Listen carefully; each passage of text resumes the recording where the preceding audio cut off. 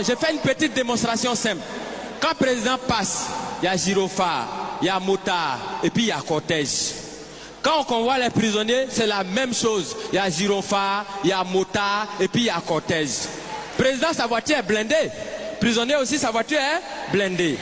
Président, quand il passe, il soulève les bras et puis il salue les gens. Prisonnier, quand il passe, regardez sur les cargos là, il y a des trous comme ça. On voit les bras, c'est qu'eux aussi, ils nous saluent. Président, il prend serment. Prisonnier aussi, il prend serment. Il dit, je suis de dire la vérité, rien que la vérité. Président, il prend serment où? Au palais présidentiel. Prisonnier, il prend serment où? Au palais de justice. Chacun a son palais. Quand le président dort, on le surveille. Quand le prisonnier dort aussi, on le surveille.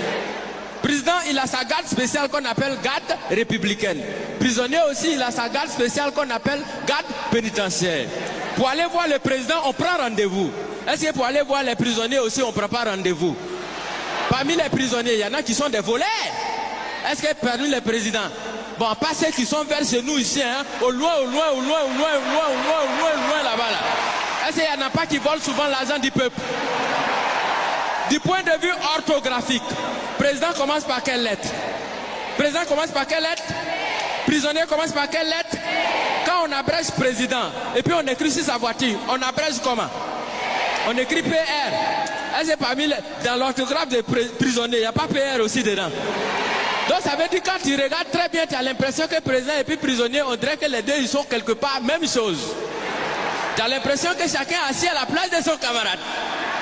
Et qu'à tout moment, les deux peuvent s'inverser les places.